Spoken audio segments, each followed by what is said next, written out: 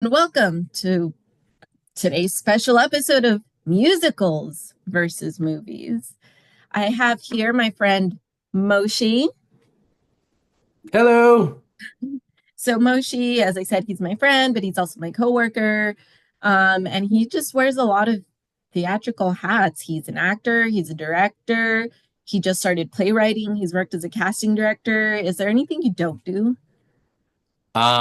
I don't do props, and I always need a lot of props for my shows, as I've been told. So it's a skill I should learn. All right. Well, I mean, props are hard, I feel. I mean, I helped you with props for your first iteration of Egg. Right. And yeah, that was I don't know. They're fun, but they're kind of hard too. So Yeah. Gathering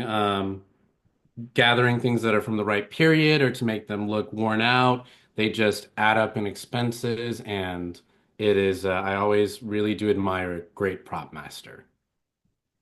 yeah, it's definitely um a necessary skill, but it's a difficult one. So Moshi listens to my podcast, and then he was like, I would want to be a guest, but I'd definitely be more interested in talking if it was like you ever talk about a musical and its film adaptation, please bring me on. And I was like, I don't think that's ever going to happen just because I'm not too familiar with musicals. But I was like, you know what? I like the concept, so I'm going to let Moshi kind of take the lead on this one. Yeah, and Um, there have been so many bad musical adaptations to film, but they provide a lot of access when they're made into a movie, and then someone goes and sees the original material and loves it even more. Certainly been the case for me. yes, definitely. Let me see, which one was it for me? Do I have one that is there one that you can think of off the top of your head that you were like, that? I thought Well, I that was think great. I think Dreamgirls is one of the best adaptations to film as a musical, with really an all-star cast. And then one I recently saw, which I'd like to talk about eventually, was Mean Girls, which was disappointing because I was so impressed by the stage adaptation, the musical, and then they readapted it to a film again, and it was just it needed an audience for sure. It's that sort of medium, but I mean that's an interesting piece because it's also based on a book, right, Yuvia? It is. But it's based on a nonfiction self-help book, which is Oh, yeah. I checked it out when I was like in middle school or high school, thinking it was gonna be not a self-help book. And I was like, what is this? How did you get Mean Girls out of this? Yeah. hmm. That's interesting. The play that I've been working on, my first original play, I stole the title from a self-help book myself, Velvet Rage. Um, and it's not, it doesn't even, I mean, the themes are similar, but I never even read the book before I took the title. But it does line up very nicely. So it just shows you that having a great source material can lead to great films, great movies, great musicals. Um, but the one we'll talk about later today is Wicked, which is inspired by a number of books by Frank L. Baum, right?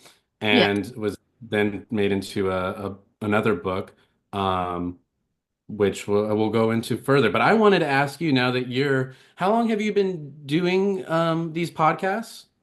I just started it this year. This year. So really, this Yeah, is a year in reflection. it is. Um, Like what I started reading and recording last year, but officially launched it and continued recording it this year. So yeah. You've been so good at releasing them regularly, so good on you for preparing. Thank you. Um, what has been your favorite episode that you've recorded so far, or one of Um, them? After we collided, just because it pissed me off so much, like the source That's right. material. Yeah. Yes, I've Um, heard you talk about it a lot. yeah. Yeah. I think that one just because of how just like the visceral reaction I had to it was just so negative. Um, And then I really liked my Erasure episode because I got to record it with two of my book club friends. Um, so that was This fun. is the one that became American fiction, right? Yes. Yeah. Yes, I did go and watch that after listening to the pod. It was a great film, and I'll have to read the book now too, right? That's the thing is a lot of us see the movies, and now you're inspiring us to go read the books. How often do the books usually land in your favor over the movie? Do you have like odds yet? I don't, I will say, I feel like most of the episodes I've released this year, I feel like most of the films have won, which is surprising. Mm-hmm. So maybe I haven't read, I'm bringing in a lot of like books that are new to me as well. So it's not like books that I feel, because I know there's like one book definitely that I do want to bring to the podcast eventually, and I don't want to spoil it. But that one, like, I hate the adaptation so much. Mm-hmm. So yeah, I maybe it's because I'm bringing in like books that are new to me and not so much books that I like know and love that have like adaptations that aren't very good. But I don't know. That's kind of how I wanted to tackle it for my first year. So is it film? Are they typically films you've watched first, or are they typically the books and then you go and watch the film? That's 50-50. Sometimes I Hmm. read the book first and I find out that there's an adaptation, or sometimes I'm watching a film and then out of nowhere in the credits it'll say based on this book, and I'm just like, oh well, I guess I got to bring it to the podcast now.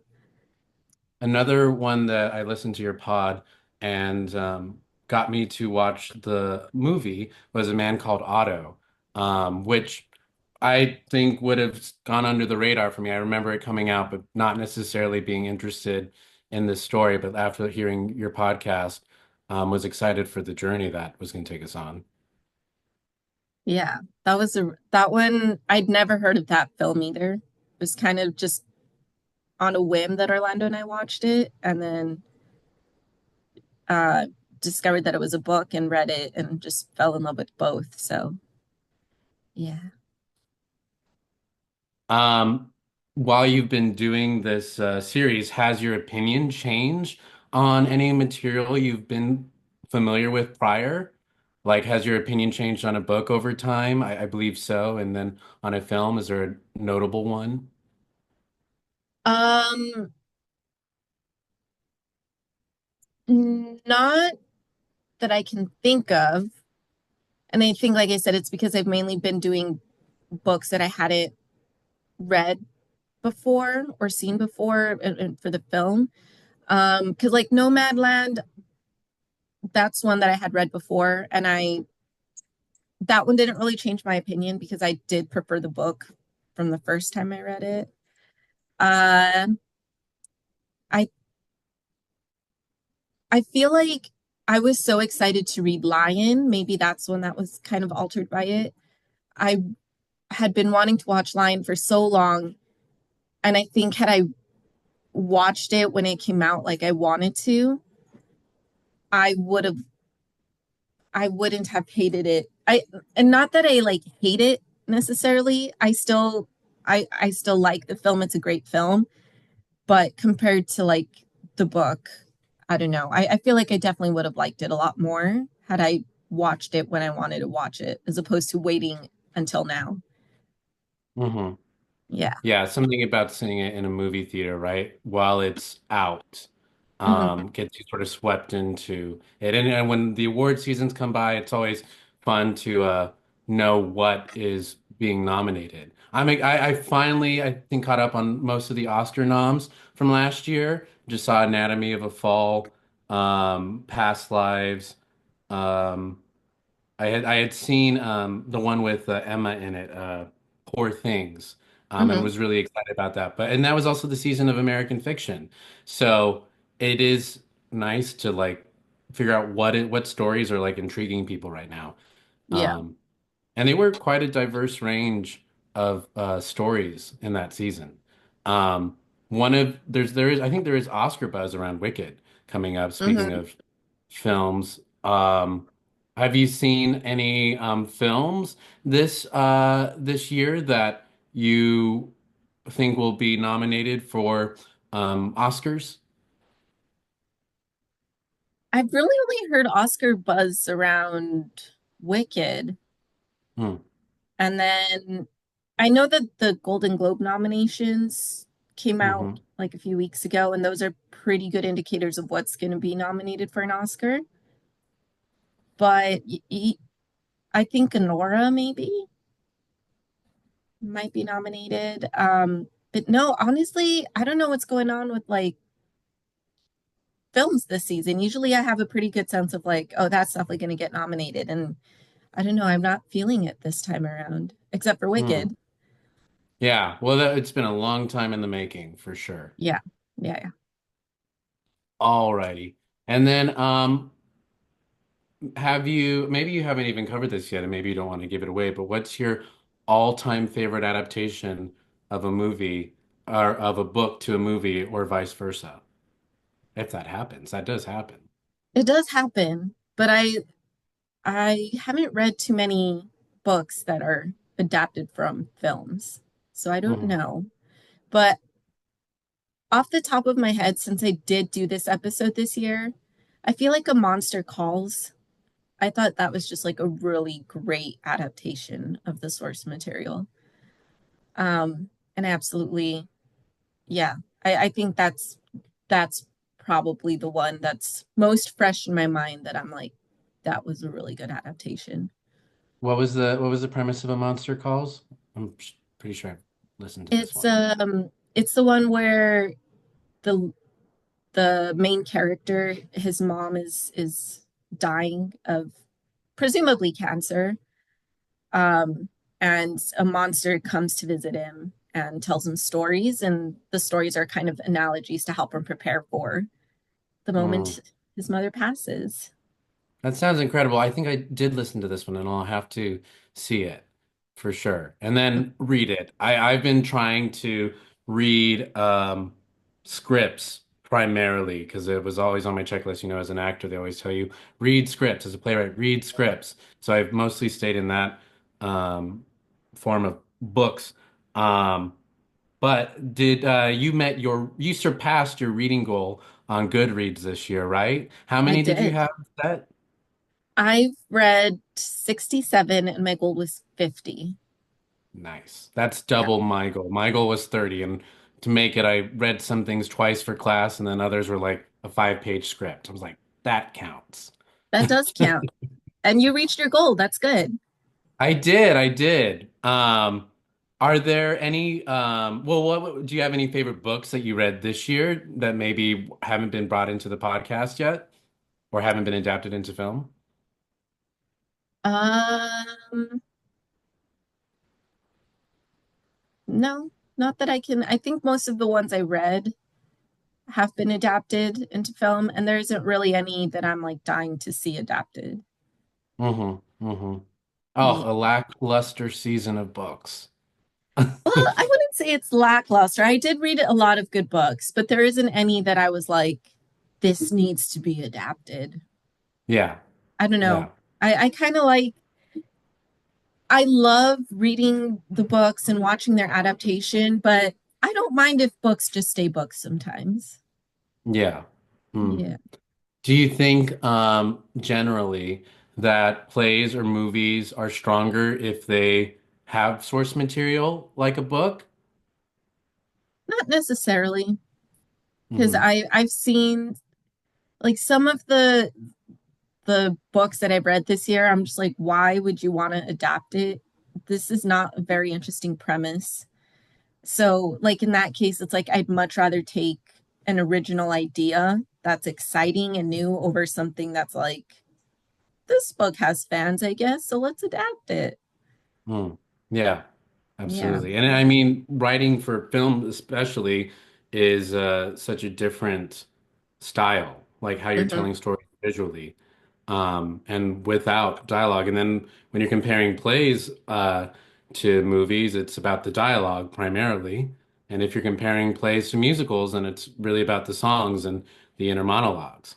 So yeah, I can hear you where writing from the medium strengthens the material rather than necessarily having 300 pages of a book to write from. Because then you have to be really selective. And, if that writer isn't necessarily involved in the adaptation, maybe you're not being as true to the material or as what they had to say. I do you agree? Yeah, definitely. I definitely think that if the writer is still alive, you should they should have some sort of say in how they want this adapted, as opposed to just putting them onto the sidelines and not letting them have any sort of say. Because yeah, there's I talked about knots and crosses, and the author, like, she was very much aware that they were going to have to make quite a few changes to bring that to life, but she was consulted on the world and the changes and making sure that she was okay with the changes. And I thought that led to a very strong adaptation despite all the changes they included. Mhm. I have to say, the adaptation of Into the Woods into a Disney movie, even with Sondheim's approval, very disappointed with. I mean, spoiler alert, but like Rapunzel must die. She has to die. And even though it was given Sondheim's blessing for her to just sort of run off into the distance with the prince, I think a lot of the irony and the darkness of Into the Woods is lost in the Disney film, unfortunately. I mean, people who went to see that didn't even know it was a musical. So false advertising, I guess, even though it said based on the Broadway winning musical. Um, but yeah. Yeah. Um, I mean, I guess it's hard because the book that I want to bring on that just like boils my blood because I just hate the adaptation so much. Um the author also gave her approval, her blessing for the changes, and I yeah, and it's still a horrible adaptation. So I think they should I feel like they should consult the authors or the playwrights or whoever, if they're still alive, and that person might give their approval. And yeah, it doesn't necessarily mean it'll be successful, but I think it helps. yeah, absolutely. And then if you could adapt any book into a movie, which one would you choose?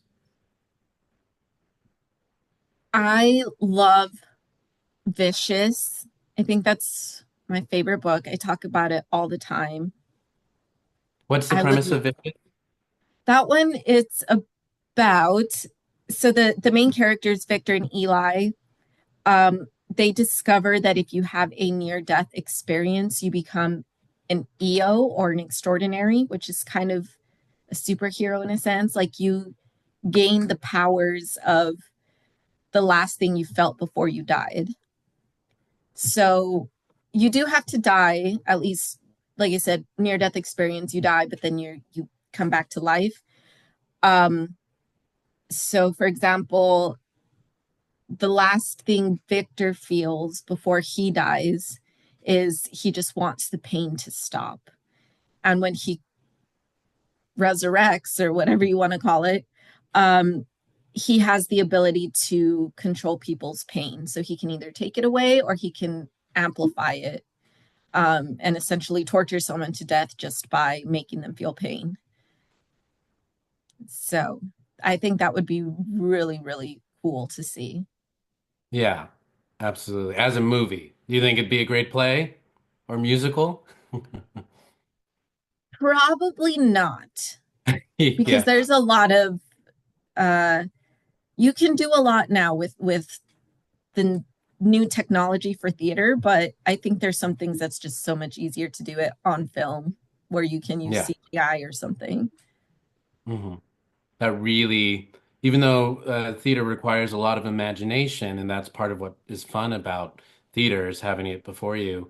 Um, as we'll talk about, I think in the Wicked review, is that when you get to like actually build that world and do it so beautifully and make it look real, that's something that I think has always excited people about movies. Yeah, definitely. All right. Well, do you have anything else you'd like to share about your year-end review of recording books versus movies? No, just because I do have some end of year bonus episodes planned. So Woo. stick around for my top 10 uh, favorite books, top 10 least favorite books, and then favorite films, least favorite films. So that's coming Work. at you. Yeah. All right. Well, I'll see you real soon, and we'll get to talking about Wicked, the Yes. phenomenon. Yeah. Okay. So like the reason I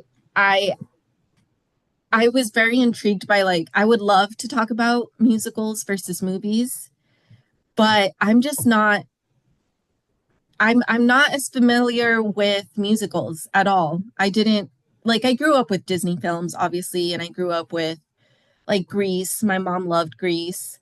Um but otherwise like I was not one of those musical theater obsessed stereotypical theater kids. Yeah, they're awful. But if you're As one of them. watching this video on YouTube, if you look behind Moshe, you'll see all his show posters. Yeah, they're So blurred out. Hmm. they're blurred out. You can still see like the outline of Hamilton, Once on Yeah, This definitely Island, Hamilton's there. Fun Hmm. Home. Yeah. Is that Cher back there? It is its share show, which I was Okay. really excited about. And I did see twice. It was fun. It's a great queer piece. All the costumes and all those iconic songs.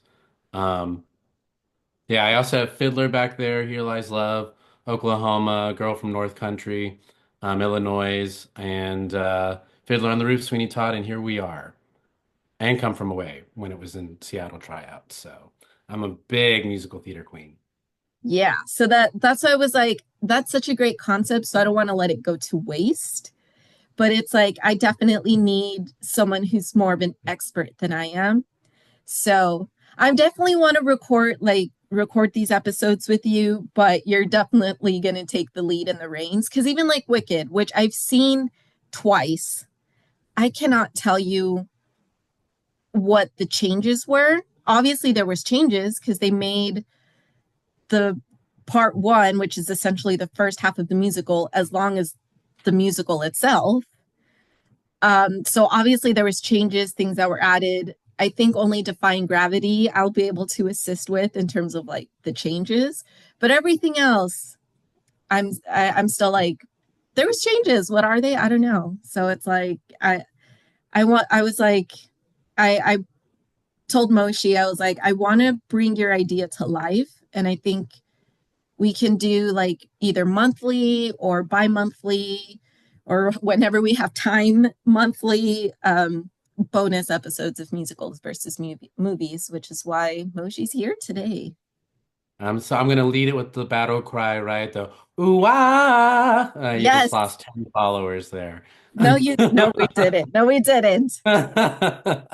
You know that there's a musical theater geek out there that did the battle cry with you. Oh, they totally did it. Yes, they're out in the streets of New York. Yeah, the day after Thanksgiving, Orlando and I went on a hike, and we were up in the mountains of or the hills of Inwood Hill Park, and someone down below by the water was doing the battle cry, and I was like, they just watched Wicked. I know they just watched Wicked. Yeah, it must Yeah. be great. A great, what's the word? The sound must have bounced everywhere from Oh that yeah, site. Yeah, yeah, yeah, you definitely. really feel your power there. All right, well, let's end this section of the podcast and record in a little bit. I'm Moshe Henderson, starting with musicals versus movies, Yay! And I'm Yuvia. You know me. I'm your regular host. and we'll see you in a sec. Yeah.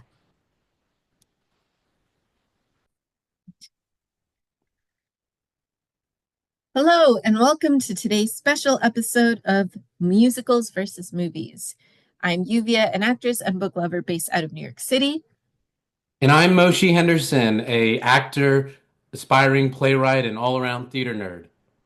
And today we're going to be talking about Wicked Part 1. Ooh, ah. Love it. Got to give that battle cry. And all the different great versions of that battle cry have been done, which Cynthia knocked it out of the park for this movie. Yes, Um,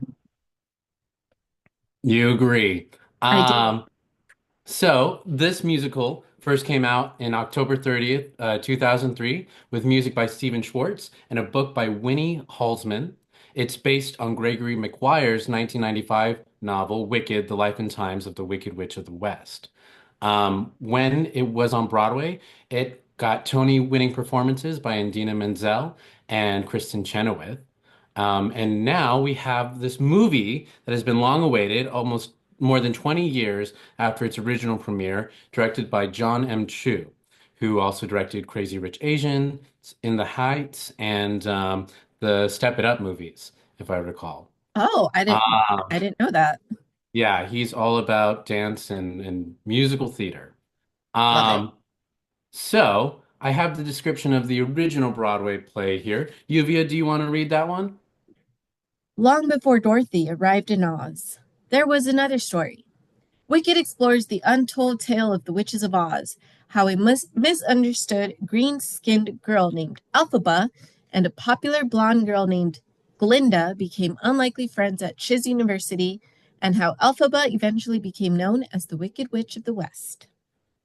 And then the movie, Elphaba, a misunderstood young woman because of her green skin, and Galinda, a popular girl, becomes friends at Shiz University in the land of Oz. After an encounter with the wonderful Wizard of Oz, their friendship reaches a crossroads. So this is part one, and we just got the recent announcement of part two, Wicked for Good, that will come out in another year. So this is the perfect first musicals versus movies podcast to do because we'll get to do part two in a year. Yeah. And it just, I mean, and again, long awaited. So let's start from the beginning, shall we? Yeah. Um, so the first song, No One Mourns the Wicked. Um, did you hear when the Queen of England, Queen Elizabeth II, passed away? They had this announcement at the top of the show. It's like, we just want to pay our respects to the royal family and acknowledge how great she was. And then the first thing that comes out of the musical is, good news, she's dead. Can you believe that? It's so cringeworthy. But that is how the musical starts. Um, so Glinda, the Good Witch, announces to the citizens of Oz that Elphaba, the skinned witch of the West, is dead. Um, what I love about the movie that's expanded upon is you have this gorgeous rainbow field that apparently they planted what 9 million tulips to create this setting. So what's exciting about this film adaptation is you get to see more of the Land of Oz. You also have the announcement from Glinda at this point in the play that she was that the Elphaba, the Wicked Witch of the West, was killed by a little girl who threw a bucket of water on her. So I love about the movie that it starts this really dramatic tone with that beautiful, beautiful score, and also showing the witch's hat melted in her castle. And you have the flying monkeys, of course. One thing I do love about um, this film is that you get to use CGI, right? Because in the Broadway show, it's a lot of acrobats.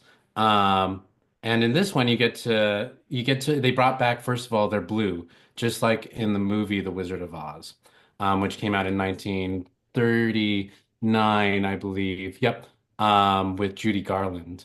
Um, and then what is really lovely about the film too is that you get all these great close-ups of Ariana Grande.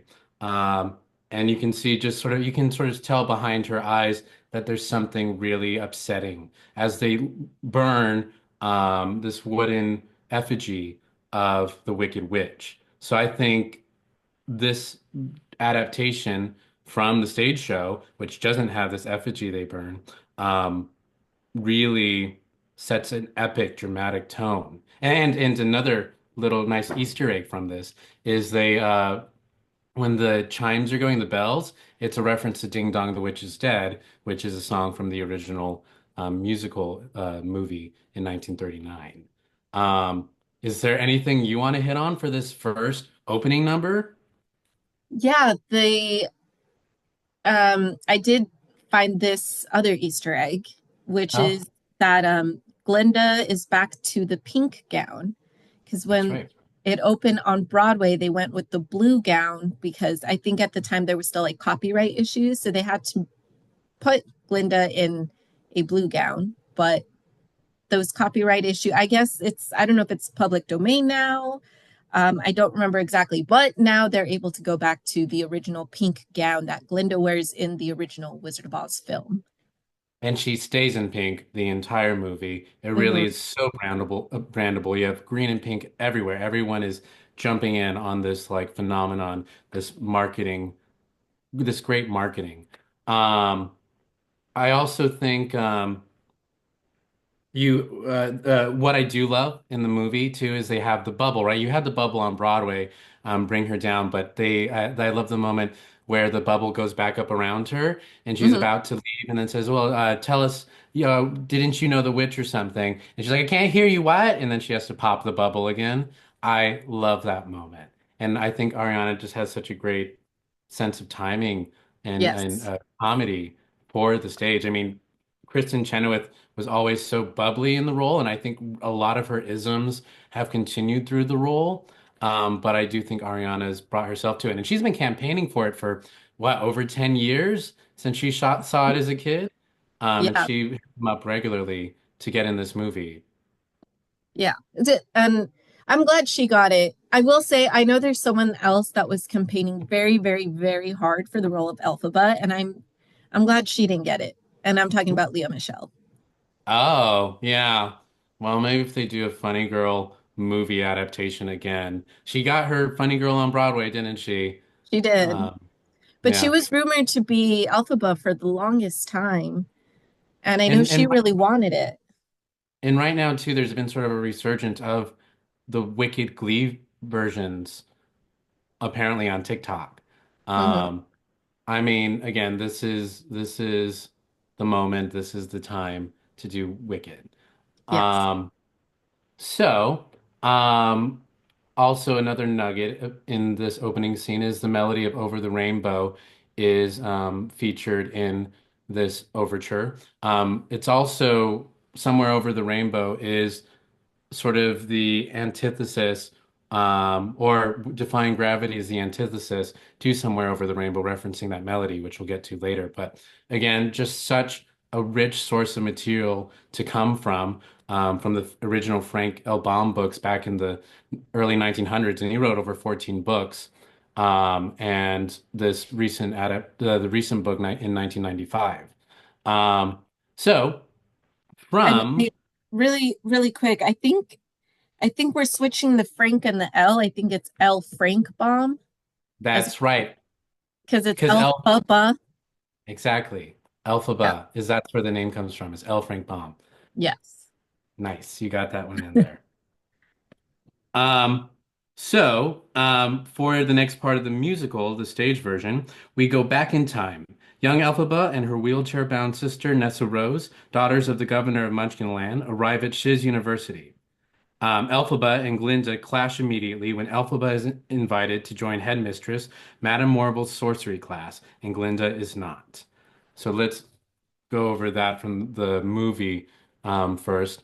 Um, what I love about the movie is you have sort of this, is it Venice that has all those rivers that go through the city, and you Yes. get to establish Shiz that way. In the original Broadway production, there's a lot of gears and mechanics to sort of represent this location, but in this movie, of course, you get to build this world even more, including the animals. I think there's like flamingos that fly in the opening shot where it says Wicked Part One, which is also in reference to the original movie, with the same font. I just love that as much as you can do to reference this original source material.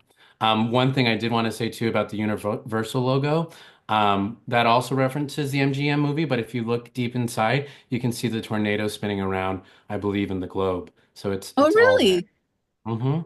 Wow. Okay. So now I got to watch it again to look for that. So, one more thing they also elaborate on. First of all, I thought the way they integrated Dear Old Shiz into the movie felt very engaging. I think it's typically used in the musical, if I recall correctly, as sort of a transition song as the set comes up. But this one we see Galinda come into Shiz with her parents, which I believe her mother in that is one of the actresses who also played Glinda on Hmm. Broadway. And then we get also introduced to these two new characters that I believe are from the book, played by Bowen Yang. And I forget the name of the other young lady he's with, but they're for the roles Fanny and Shen Shen. Hmm. Um, and they just add these great comedic, like improv moments. I think Bowen Yang really, with his partner, has just made it so entertaining. I mean, they're practically the Yeah. mean girls of Shiz with Glinda. Um, so as after we come into after we are introduced to the song Dear Old Shiz, we have Cynthia and Revo make her appearance. Um, and she has that there's a moment where Glinda says, "You're green," and she looks down at the ground and acts and she's like, "I am," which has become sort of this other TikTok phenomenon. It's just so well done, I think. I believe it's in the original play, but I love that she says, first of all, I didn't like eat grass or something growing up. I Hmm. just love that for all the assumptions and her having dealt with it all her life that she's not, you know sad about it, which is she's just she's like this is my life. But that takes me back to another part of the film that is not in the musical, that is featured in No One Mourns for the Wicked, is we get to see um, Elphaba be born. That is part of the movie, like her mother with this um, salesman drinking some green elixir that is what makes her green. Um, but they expand upon that in the movie to have young Alphaba with baby Nessa Rose being bullied by the kids, and you see her first come into her power, where and she also talks to Nessa Rose about the Wonderful Wizard of Oz in this little pop-up book. Um, this and her being taken care of by a bear nanny really establishes later why Elphaba has such a affinity towards the proper treatment of animals. I love that addition. I thought it really helped us understand who she is and why she eventually does what she does. Do you have anything else to add on that? Yeah. So I was reading um, about the scene where the mom and Elphaba's father get together, and I read the book. I've forgotten it by now because this was years and years ago. But apparently, in the book, like it's implied that their sexual relationship is not entirely consensual, and there's a little Easter egg of that in the film, in which she she passes out. You see him pour something in her drink, and she passes out. But it's filmed in a way in which it's like, oh, I don't think he's drugging her, so he's like taking advantage of her, but it's not overly triggering or anything. It's like Mhm. it's in there, but it's subtly done. Which I thought that was like I never I forgot about that detail in the book. Um, and so I thought that was a smart way to incorporate it without being overly um, exploitative, I guess. Yeah, and you can really do that in film. On the stage version, they have to sort of like put the glass up so you see it, like they're to make it visible to the audience. And in the film, you get to have a lot of these subtleties and hint at things. Um, And we also know too, her mother does die, as we find out later in the popular sequence of um, of drinking. What was it? It's some sort of flower Is that it is it the poppies? No, right? it's not poppies. It's like milk, some sort of milk flower, I think. Okay. Um, but her father, the mayor of Munchkinland, makes his wife drink it so that they won't have a second daughter who is Green, other. right. Yeah, is green. And because of that, Nessa ends up wheelchair bound because was delivered too early. So there, I'm not entirely sure if that's in the musical version, but I do love that that's really present in the film. That you can understand again her upbringing and why she does what she does, and also the guilt she has personally around her sister Nessa Rose. Hmm. Um, so now, as we've talked a little bit about her relationship with Nessa, um, when in the movie, what happens is her name it's Kiala Settle. Am I saying that correctly? Who was in The Greatest Showman? She Yeah. gets a nice cameo in this film. She takes the wheelchair, Nessa's wheelchair, and is like forcing her to go where Nessa doesn't want to go because Nessa has her own advocacy and can get around by herself. And Elphaba says, "Stop, let her do it." And because I forget the name of Kiala's character, but because she doesn't listen, that's when her powers come to form. And Nessa is thrown in the air with her wheelchair, and what happens is one of the benches that are in the court is slammed against this emblem on the wall that shows like the Wonderful Wizard of Oz, and what appears underneath it is a bunch of animals who are supposed to be the leaders of this school. So that's a nice detail that's not in the original stage production of Erasure, of where the school was established and who brought it about. So there's a nice little Easter egg right there. Um, and then in this film, we also have Michelle Yeoh, who is Madame Morble, and it's great. Have you seen Ralph talk with Michelle? She's like, you gotta love this character because she says, not you, you. Many years I've waited for a talent like yours to appear. Just how bold and brassy this character is. Um, so Michelle notices her powers and to not worry anybody, to not um, make Nessa Rose and Elphaba outcasts, says that it was her who did this when everyone's scared of Elphaba because they thought the powers came from her, which it did. Yeah. Um, so Madame Morble takes fall and invites Elphaba, who originally was not enrolled here, her sister was, um, to be personally trained by her and be her only student, which makes um, Galinda very jealous because Galinda's here to learn magic, unlike anyone else who hasn't been able to do it besides Madame Morble. Um, yeah. So there we have established this rivalry between the two of them. And this is what leads to the song The Wizard and I. So Elphaba, excited and surprised to discover she might have a talent for magic, imagines what it would be like to meet the wizard, who Madame Morble tells her about. And this song is one of the best I Want songs. Hmm. Um, it's a rather on stage. It's a rather it's sort of a park and bark song, but in the film, what I love is that Elphaba, she's walking through the university and she sees sort of the reflection of everyone cheering for her, and then she walks outside the university and into this field. Oh, you gotta love a running through a field moment, and Hmm. she starts singing about the wizard, and she gets to the cliff and just lets out her big last note over this desert land, which I do believe is a wink to something we're going to see in part two. I do actually believe that's the West. I'm pretty sure I saw a map represented in the film of that area.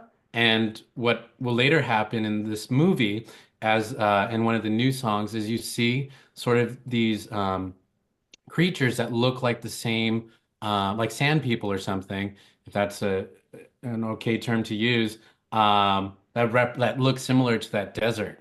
So I think we're gonna get more of a like a background story, even in the second part, to like the people before. I think Ozma, who Oz is actually named after. Maybe that'll come into part two of Wicked, since they're gonna make it another 3 hour movie. But yes, that song was incredible. A credible rendition done by Cynthia. Do you have anything you want to add onto the sequence of events? The only thing I can think about is that she belts out her last note underneath the rainbow, which is a nod to That's right. the rainbow from The Wizard of Oz, the movie with Judy There's Garland. even the rainbow at the very beginning of the play or of the musical when they're going over that gorgeous waterfall. Again, that's the magic of film is like this fantasy land. You really get to build it. Yes, who doesn't love a rainbow? So much queer coding in this. Yeah. Um, Alrighty. So let's see here what's next. I do want to say what is nice about the film too is that I feel like the presence of the father, the mayor of Munchkinland, is established more. That he really you can tell when he drops off Nessa Rose and Alphaba, he tells her to go with her, even though Nessa Rose has asked to like start this journey alone. And you can really see the sisterly love between the two of them, Mhm. that Alphaba really has been an advocate for her sister. But her father, who has such guilt and is just um, uh, what am I reading here? So apparently in the book that that this is based on, um, he is called Frexpar the Godly. He's a very religious minister who constantly goes on missions to spread his gospel. He isn't rich, uh, powerful, or even taken seriously by anyone. Elphaba does seem to love her father in the novel, but she also recognizes that his faith in this unseen God doesn't really serve him or his family at all. Well, that's quite a divergence from the book.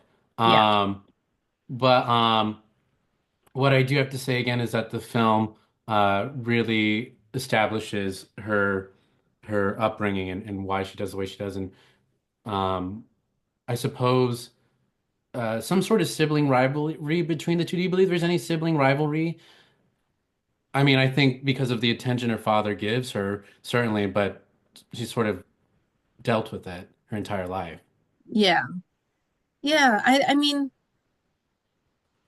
I don't know. I don't get the sense that there's too much sibling rivalry. I mean, I'm sure there is. I think that's unavoidable when you have siblings, but yeah, I don't feel like that's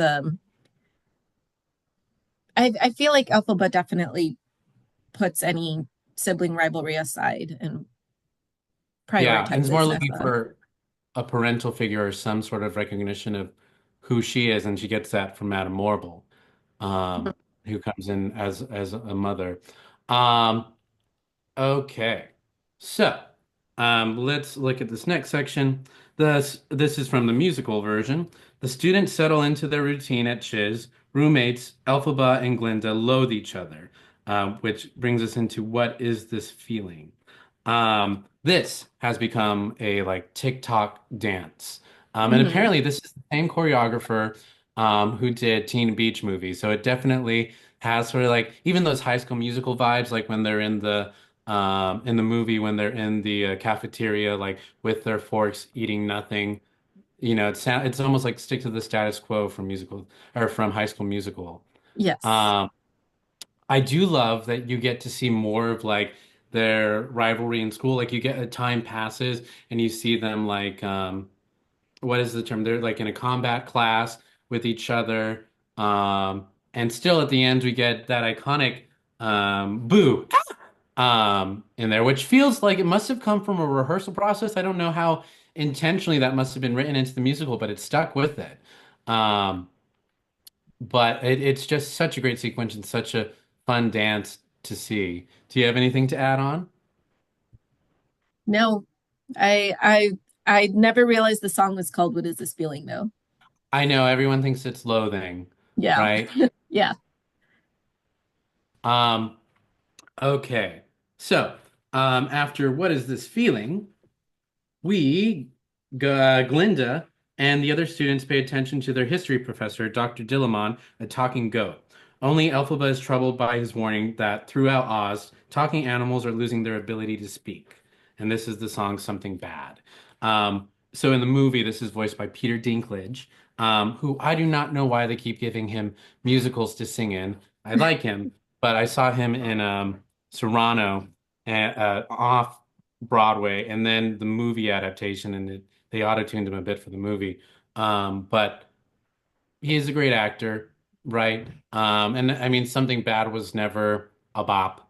But I do like that, we get to see the animals they're not like humanoid animals like they are on the Broadway stage. I mean, you have to. And the Broadway Hmm. production, they didn't use puppets like you would in any Disney musical necessarily. Um, but that he's on all four legs and that this universe, his room is designed for him. Like he kicks things with his back hooves and he gives them a lesson about all the animals that used to teach or work there, who were treated as equals back then. Um, and then what's really, I think it's at this point where he brings down the chalkboard and it says, what does it say about animals? Like animals shouldn't Should speak. be seen and not heard. That's right. Which is in no way subtle. Certainly, we're picking up on the parallels between discrimination against people who are other, and what else is nice too in this section is they talk a bit about the history of Oz and how why there are fewer animals in the school because I believe they say there was a drought, a great drought, that then people needed someone to blame, so they blamed the animals and excommunicated them. Um, and what I've heard too about this is that we know that Madame Morble, or we'll find out, controls the weather. So it can be assumed that she's the one who caused this drought and created an enemy, which we'll find out about later with the wonderful Wizard of Oz. Um, Anything to tag in here with? Nope. Let's keep trekking along. Um, okay. So, um, something bad. What they expand upon it, and they have all the other animals gather, and Alphaba, they get to do sort of a puppet show in the movie, which helps with seeing what's happening outside. So the students settle into their routine at Chiz roommates. I already read that. Now, Fiero, a Winky Prince, arrives at Chiz and invites Glinda to a dance, dancing through life. So this is where we get to have Jonathan Bailey enter the scene. Originally, this role was played by Norbert Leo Butz. Jonathan Bailey, of course, is famous from Bridgerton. He also was in the Stephen Sondheim musical Company in the queer version, singing what is it called? Um, it's a song that it's what Matt Doyle later played on Broadway. I love this song, but I'll move on. Um, but he comes in, and I love that we get to bring his horse. So apparently, this horse that he rides in on is the same horse he had in Bridgerton. Hmm. Um, so that it's nice that he always has that guest with him. I love how they first meet. I think Jonathan Bailey offers a very nice, subtle charm. I mean, this is also for camera, so it's different, right? Where on stage it can be very superficial and very like off-putting. Here, it's very cute.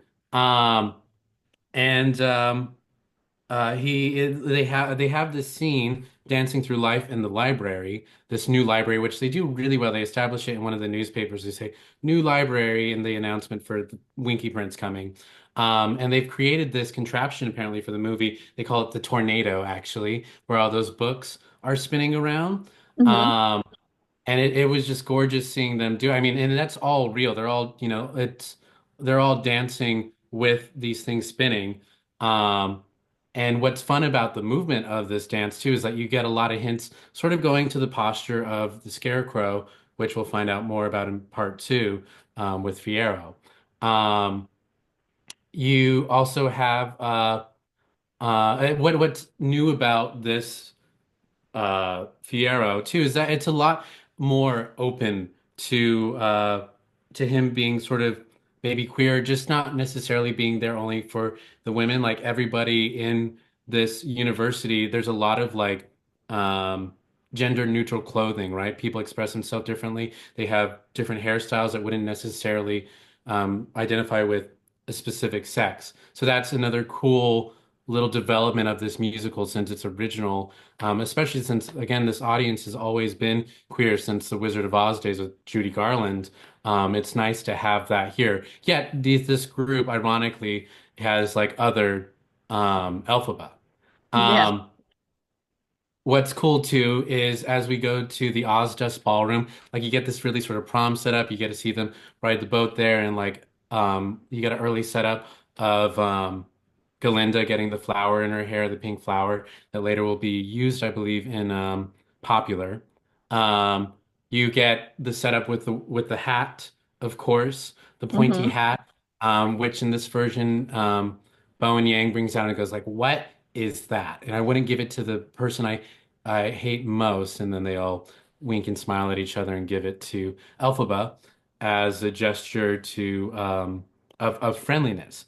Um, this is after, during the sequence Dancing Through Life, Galinda has invited Bach, who is one of the Munchkins who has a crush on her, played by Ethan Slater, and we all know about the showmance going on there between Ariana Yes. Grande and Ethan Slater, um, to invite Nessa Rose to the dance. Because she's good, right? And really probably just wants him off her back. Um, but where am I going with that? It does connect to the plot. He's taking Nessa Rose, and because of this gesture that Glinda has made, Nessa Rose compels Elphaba to like see Galinda is good, which is why um, once she's given the hat by Galinda, she goes to Madame Morrible and asks her to join her studies for magic, since she knows that's what Galinda wants most of all. Then they go down to the Oz's ballroom, which is this gorgeous under the sea room with animals playing, and they have this really fun dance, and then we have Alphaba enter, right? Now I know this all. I'm off script. I know what's happening. Um, It's all good. It's all good. where Elphaba enters in all black as she does with the pointy hat, and everyone's just laughing and quiet and silent around her. And Elphaba realizes that she's been pranked. Um, and what's new about this is she takes a stand. She sets the hat down on the ground and she starts doing her little dance. Hmm. Um, and Galinda, who has just received a magic wand from Madame Morrible because of what Elphaba asked her to do, in order to thank Glinda, is feeling a major guilt and sorry for having ostracized her even further. So they have the Ozdust duet, which is a new musical sequence, and they do this really beautiful. Does make you cry. Did you cry, Yuvi, at this point? When they're like dancing together and like touching each other's faces with their hands. I didn't cry, but it was very beautiful. It was a very beautiful moment. And then it then goes back into dancing through life and they all bring those moments of the dance into it. And now all of a sudden, Elphaba is part of the group. Um, I think this moment also sort of hints of the rumors of like there being some sort of romance between Galinda and Elphaba that blossoms here, that there's some sort of connection, and that's not necessarily explicit in the musical, but it's also not been denied by the original writer of the book itself that there could be some sort of like um, lesbian winks here. Um, but we then go, let me pick it up back up from the musical.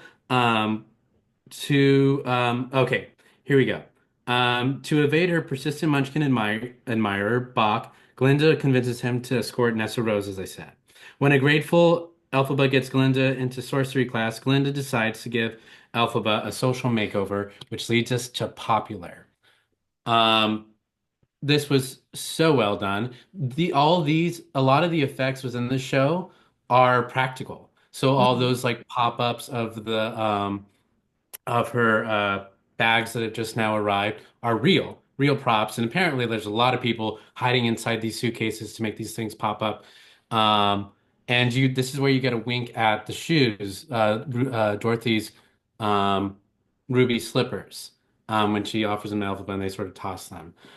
Earlier, we did see the silver slippers, which is true to the original um, L. Frank Baum's novel. That technically is what Dorothy has, not these red slippers that became from the MGM movie.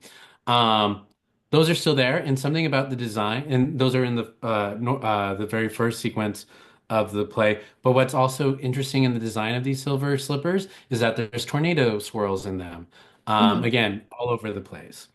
Um, but bringing us back to Popular, I mean, Ariana Grande, through this whole piece, has really been giving us her traditional musical theater voice as compared to what we usually are sort of hearing her R&B hip hop sounds. We know that Ariana Grande comes from Broadway, from 13 the musical.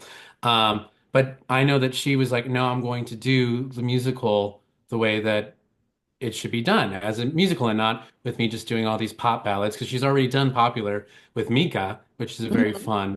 fun version of this song anyways. But apparently the mirror that pops up, like that's super heavy. I thought that's just a cool behind the scenes, like how many people it takes to make a film happen. And I was told that Cynthia also very much wanted to be a participant in her development as she's getting a makeover, like not someone who's just like being taken along as sort of originally done in the Broadway show, but someone who's actually enjoying this connection with Galinda after their long rivalry. Um, so this lovely moment, and there's so much pink in the sequence, and then towards Right. the end we get an extra like 30 seconds of riffing from Ariana Grande at the end of Popular as Elphaba runs off. Um, because she's overwhelmed, I guess, by the sisterhood and being seen as beautiful with the pink flower that she puts in her hair. Which also gives us a little like, ooh, there's something here. There's this little romance. Um, anything to add, Lovey? Uh, just adding on to the slippers that you mentioned. Yes, then in the original Wizard of Oz novel, they are silver, but they were made red for the Wizard of Oz film because since this was the first film ever being released in color, they wanted something that popped. So they went with red. But yes, the slippers are originally silver. I think it'll be interesting to if they make if they will make them go red in the movie part two, because in the musical to sort of nod to the Wizard of Oz, which will happen in the second act, which we won't discuss today until a year from now, is that they put red lights on her shoes as they are enchanted and give Nessa Rose, spoiler, the ability to walk, and she becomes the Wicked Witch of the East. But yeah, I'm interested to see if they will stay true to that, like if they'll turn them red, or if they're going to just have Dorothy in silver shoes. I think they teased that for the second part. They have finished filming the entire movie, right? They're Yep. just in post. Yes. But it is exciting to see potentially in the second film how they will bring more of the Wizard of the Oz elements into the second act, because the second act is typically shorter. And again, you're getting another 3 hour movie out of this, so they get to build. Um, all right. So, we're almost there. Elphaba is distraught when Dr. Dillamond is arrested and taken away by the authorities. When she witnesses a government official experimenting on a caged lion, Elphaba's anger releases a spell, freezing almost everyone in the room. When Elphaba and Fiero escape and free the terrified lion in the woods, Elphaba learns to her surprise that she is attracted to Fiero, which leads to I'm Not That Girl. Um, what I love about the movie, how they do this, is that they bring the poppies in. She brings poppies because it's earlier established in the film that Dr. Dilliman also likes poppies, so she brings him a gift of poppies. And then when they try to take Dilliman away, the government officials, she slams her book, and all of a sudden the poppies go floating in the air, and they put everyone to sleep, which is a reference to the Wizard of Oz movie, and I assume the book, the poppy field that puts Dorothy to sleep. And the only person who doesn't fall asleep with the spell is Fiero, which is because she deep down inside wants him to help her. We also know that this is a spoiler alert. The cowardly lion, this terrified lion who was put in a cage as a cub, who they're going to release into the woods. And a nice little Easter egg here is when they're taking the lion to the forest, they're referencing the Wizard of Oz movie, which has Toto, the dog with is her name Mrs. Gulch? Is that correct? Who is doubling as the Wicked Witch of the West in the Wizard of Oz movie. So they have the lion in the basket um, being swept away in the bike. So there's just another little wink that gets everybody excited. Um, Anything to add on there, Yuvia? No. All right. Yeah. So as we go forward, we have this beautiful forest they put together, this beautiful set they use in the film. Um, and again, as said earlier, she realizes that she has a crush on Fiero, and what's given in this moment too is there's hinted that maybe Fiero feels the same thing too. Hmm. He runs off. Um, Cynthia sings her beautiful rendition of Not That Girl. I heard that there were like live birds on the set, and they were like singing with her when they were Hmm. recording this. Um, and that's just so delicious. And then it's nice too that we get to see in this sequence Shiz University at night as she sings the ending of the song, while Fiero gathers again with Galinda, and this is where Madame Morble finds out about her powers in the film, and writes to the wizard that you have to see this talent that I've been training. Um, Alrighty. Um, okay, so now that we're being introduced, there's or now that the Wizard of Oz has reached out to Elphaba. Um, they're gonna go off to Oz. So, this film sequence, we're bringing in a train, this gorgeous train, which is funny enough. It's like, why did Dorothy have to walk the yellow brick road if she could have took the train to Oz? Um, and this is the moment too where Galinda changes her name to Glinda in honor of Dr. Dillamon, who couldn't do the G because of the way his mouth is structured as a goat.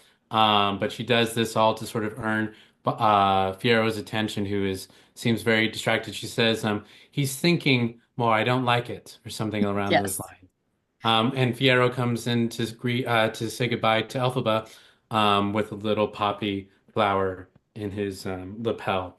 Um, so apparently here, there's also another wink to the Wizard of Oz. Um, Glinda once again rejects Bach right before she embarks on the trip to the Emerald City. In this scene, Glinda pulls out a red handkerchief and places it over Bach's chest, right where a heart should be. And this is a nod to Bach's heartbreaking life and how he eventually turns into the Tin Man. There's also something early in the film when he introduces himself where he says, "I cry a lot," which is also the Tin Man, how he rests himself up in the poppy field. So again, another nugget. I think this was a specific moment made for the film. Hmm. Um, and then we get to the song "One Short Day," which is greatly expanded upon. Madame Morble informs Elphaba she's been invited to the Emerald City to meet the wizard. One short day. Elphaba invites Glinda along the way, and they meet the wizard together. Um, so you have to have this big reveal for the Emerald City. Um, they're there apparently is a library in the Emerald City called Baum's Library, which is a reference again to the writer of the original book. Um, it's a huge cast, and we have a big reveal here. One of the biggest reveals. They had everybody cheering um, in the theater. Was we have this edition of the song. Um, One Short Day, a sequence that has these the Emerald City players. They talk about the history of Oz and they elaborate upon the book called The Grimmery, which I believe is more from the original book of Wicked. So the people who appear in these roles to tell us about the Grimmery is Indina Menzel, who originated the role of Elphaba, and Kristen Chenoweth, who originated Galinda. Um, and they even do, and Dina gets to do her little ooh ah in this sequence. It's just a fun wink to what came before, and then also again builds upon this world and our understanding of why Oz has called Elphaba here, the Wonderful Wizard of Oz has called Elphaba to the theater. There's also one of the people in the players is um is Steven Sater's partner who introduces it. Steve, is that correct? Steven Sater? Or am I referencing Steven Schwartz? I'm sorry, I got into Spring Awakening. Um, Steven Schwartz also makes a cameo here. He's the one who says, "The wizard will see you now," except he says it with no affectation at all. Um, One of the most iconic lines from the musical and from the original MGM movie. But it's just a great moment, harkening back. Anything to add on to this sequence that you enjoyed? Yeah, well, there's two. There's so for those of you who are not actors, it is like such a big no-no for you to add anything that isn't in the script. So like you're not allowed to alter a script in any shape, way, or form. So I don't know if you heard, but like a few years ago, there was a high school in Texas that got in so much trouble because they altered Hamilton and made it like religious, essentially. Like Oh yeah. Hamilton's ultimate message in this version was like, Jesus is our Lord and Savior or whatever. So that's a big no no. You're not allowed to alter the script in any shape, way, or form. But Stephen Schwartz did give his blessing for like some ad libs and obviously like other changes he also gave his blessing to. But one of the ad libs that I really liked, and it's saying something about Ariana's again showing off her comedic timing, is she actually ad libs the line when she's getting on the train when she says, "Oh no, I couldn't possibly come. Okay, I'm coming," and then she like jumps on the train. So yeah, that's just funny. And then there's actually another cameo by Winnie Holtzman Oh in One yeah. Short Day as well. Yeah, she's the one that when they show the Grimmery, she's the one that's like, "Oh my gosh, it's the Grimmery on display" or whatever. Oh yeah. Yeah, she's the one that says that line. I know book writers do not get enough attention for musicals, do they? And they really make or break it. Thank you for bringing that up. Yeah. Uh, so now we get to meet the wonderful Wizard of Oz. We see the mechanical head, um, and which is what is featured in the Broadway stage, of course. On the film, they get to make it that much bigger, and they in this role we have Jeff Goldblum, and he's pretty perfectly cast for this role, right? Mhm. Yeah. Quirky. I really loved the sense of humor he brought. Of course, this was originated by Joel Grey, this role for Broadway, who was the original MC in Cabaret. Um, but Doesn't he sings. he doesn't Hmm? Joel Grey also make a cameo in One Short Day? Does he? I believe I I thought he was the one that was before Dina Menzel and Kristen Chenoweth came out. I thought he was the one that was on the stage giving the backstory. That is that's Stephen Schwartz's partner who has been in the Okay, music. never Yeah, mind. yeah, you would think that they would bring Joel Grey into it too. Maybe schedules didn't line up. Um, but okay. So we meet the wizard. He sings "Sentimental Man," and what's nice about the movie too is that we get to see sort of the entire map of Oz. He has like this miniature setting, and he's like trying to figure out what color to make the brick road, and it goes through a couple options, purple, blue, they go to yellow, and then Glinda's the one who's like, "Oh, I like yellow. You should do yellow." So there's again another nice wink. Um, he sings about wanting to be a family man, which we know will come into play in the second part, and I think we'll elaborate on that further when we get to part two of Wicked. Hmm.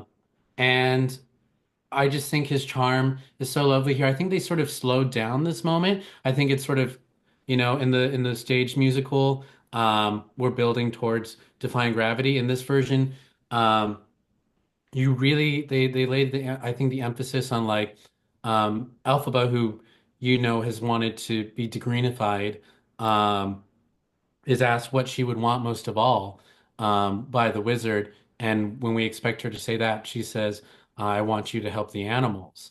um and that's just such a lovely moment on film where you see it behind her eyes, like she could get all she ever wanted, and she decides to do what's good. um so the wizard is like, "Oh yeah, I'm all about that. I had a feeling you would want to do that. So you can do this by opening the Grimmery, which no one's been able to read since the ancients passed it down, and it was set for him, supposedly, the wonderful Wizard of Oz. Um, so, um, in the movie, she goes and opens this book, and to test um, the wizard, um, under the pretense of testing her magical skill, the wizard tricks Elphaba into creating an enchanted army of spies for him. So they've said that Chestery, the lead monkey, again, who's blue in tribute to the original MGM movie, he says, "Oh, he's always wanted to fly." And you can tell that just, if I'm saying that right, Chestery is like, there's something behind his eyes that is like either playing along or isn't on board. But Alpha, by thinking that's what he wants, casts this spell, and the words are just coming to her. And the monkey grows wings, but he's like in pain, and she wants to stop it. And we learn from Madame Morrible that that you can't undo a magic spell from the Grimmery. And then once she starts hearing screaming from another room, they realize all the monkey army has been turned has wings, and then they learn of their evil intent to create spies with the monkeys. Um, and Elphaba realizes that in the movie, the a wizard can't even read the Grimmery himself, and that he's been a con this entire time. Hmm. Um, so from the musical setup, Elphaba is shocked to realize that the wizard has encouraged anti-animal sentiment to strengthen his own political support. As Madame Morrible denounces her to the public as a wicked witch, Elphaba vows to fight the wizard's injustice, and that leads us to defying gravity. Um, so, um, we get this lovely. I mean, they take a Defying Gravity, which is like a 5-minute song. It's like a 15-minute sequence Hmm. in the film, and it's a really great chance to like a great chase sequence. Um, we get to see the Madame Morrible threatens the monkey, saying, if you care for your family, you'll do this and get this woman." So they chase after her. They're not on her side right away like they are in the musical. Um, and then you get to see the air balloon that Oz came in on. You get a wink to, I think his name is Ozbomb.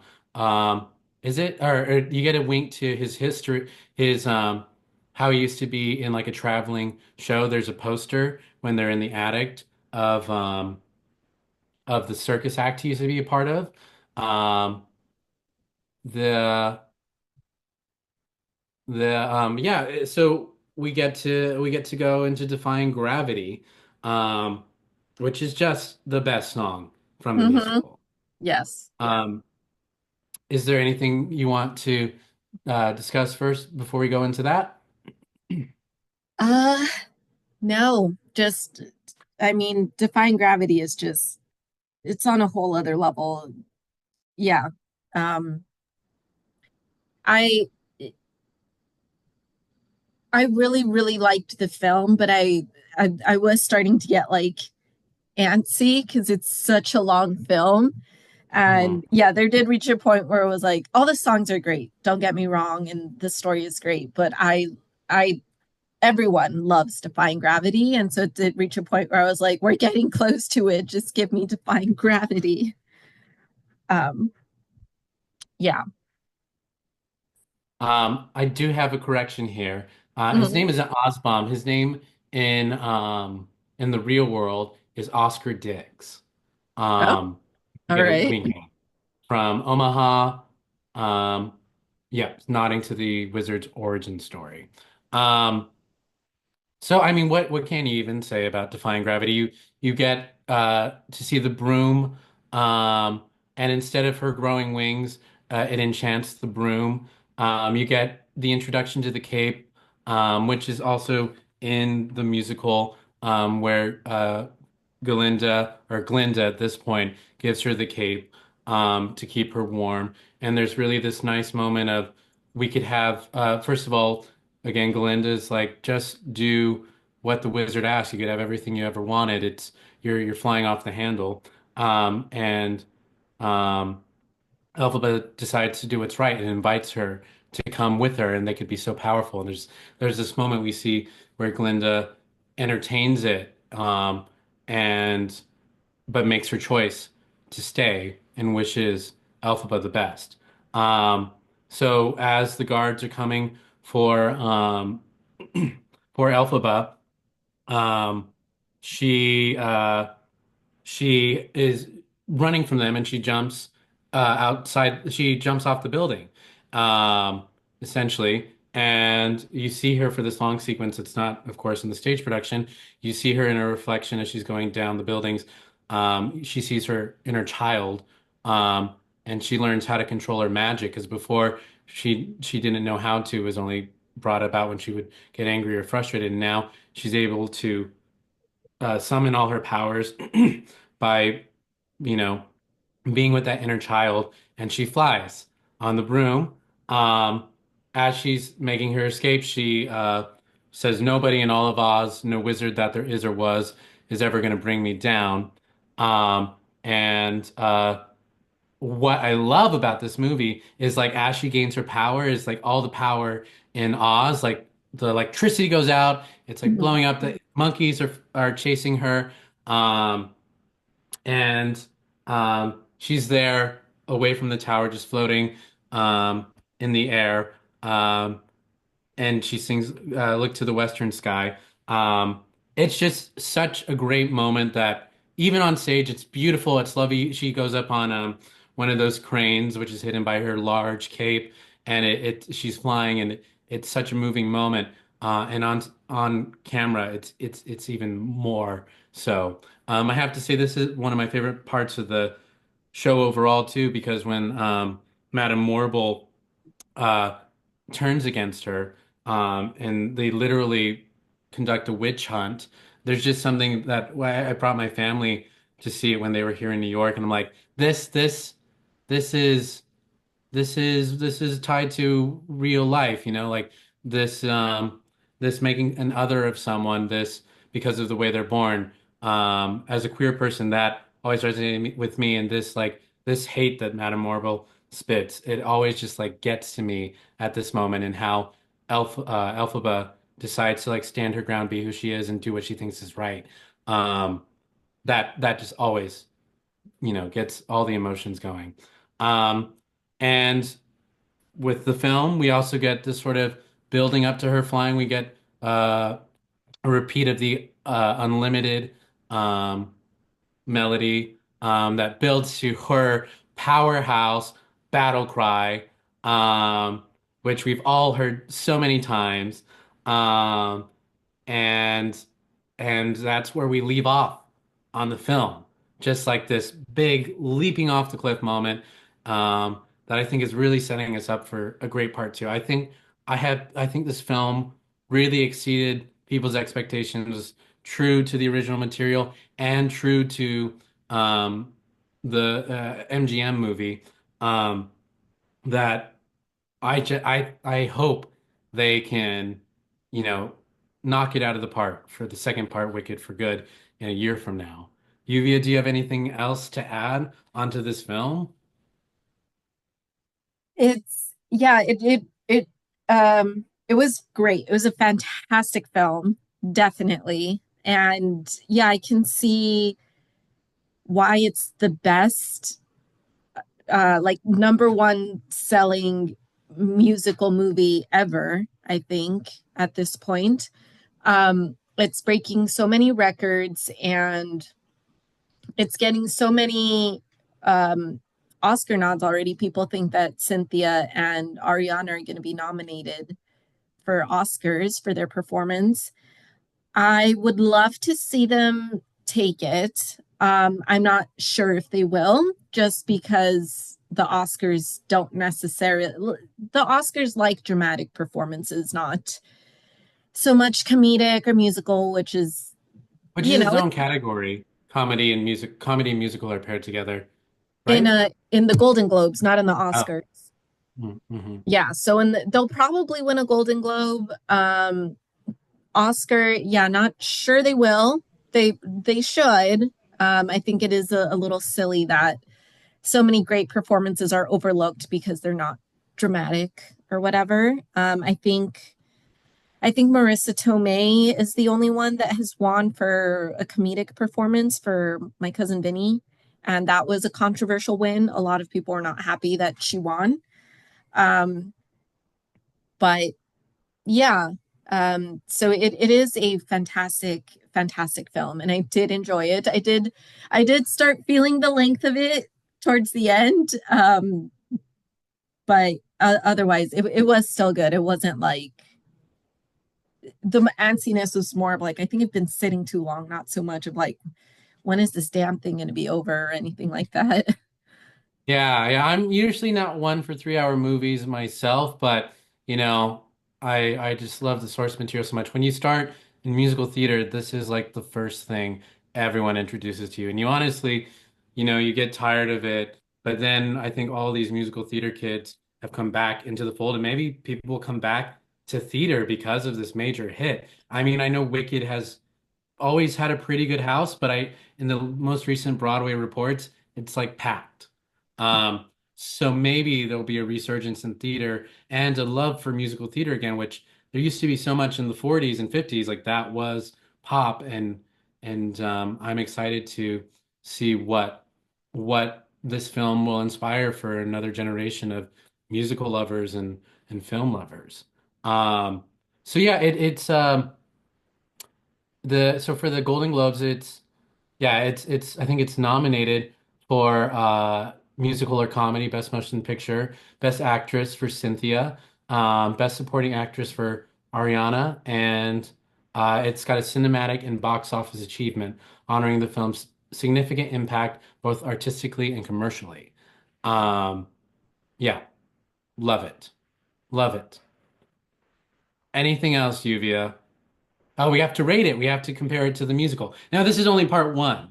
Yeah. Um, and the musical as a whole is so um revolutionary. It didn't win Best Musical in its time. Avenue Q actually did. Um, but what I think the movie sort of takes it for me because you get to expand upon the universe. Um, and I think the movie's my favorite so far. Maybe part two, I'll go back to the original stage show. How about for you? Yeah. I mean, I think I still really love the stage version of this. The film is fantastic, don't get me wrong. But I think I would go with the original. Maybe it'll change for me once we get, part one and part two and we can compare it as a whole to the original. Um, but yeah, I think for me right now it's the stage adaptation or Mm. yeah, stage adaptation. Stage adaptation of the book, for sure. Yeah. Alrighty. Well, you're the one who typically signs us out. What do you have to say? And I'll join you. Well, thank you for joining me for this and for being game to do musicals versus movies. Um, do you have any idea of what the next one you want to talk about is going to be? I I don't know if it'll be the next one, but I do have some that I would love to address maybe in the next year is Les Mis. Um I am yeah, I'll give my opinions then. Mean Girls, Dreamgirls, Into the Woods, like any of the Sondheim adaptations. Um it's interesting to see um films that were adapt or were made closer to the release of the original musicals versus musicals that have been around for decades and now have their adaptation with all the history that comes behind it. Um, I'm excited to talk about the different casts and what people bring to the role. It's interesting because what's beautiful about stage is you get to get so many people's interpretation just by someone merely stepping into the role. It becomes a unique performance. And in film, that's the version you're going to get. You get it forever. But it's such a big deal. Oh, one for sure. One of my favorites is Sweeney Todd. I think that's an excellent adaptation to film for a thriller. Yeah.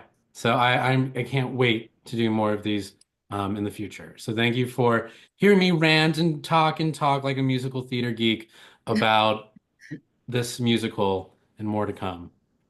Yes. Yeah, I'm excited. And otherwise, all you got to say is if you enjoyed this episode, if you're looking forward to future versus movies episode, please leave a rating and a review to this for this podcast. If you have any requests, anything, just let us know. And yeah, is there anything else you'd like to add? You can do the ooh-ah with me? Uh, I'm not a singer, so I'll let you do that. Oh, I don't have my full voice, but I'll go out on it. So, ooh-ah, down. Boom. All Thank right. you. Love it. See you everyone next time. Thank you. Bye.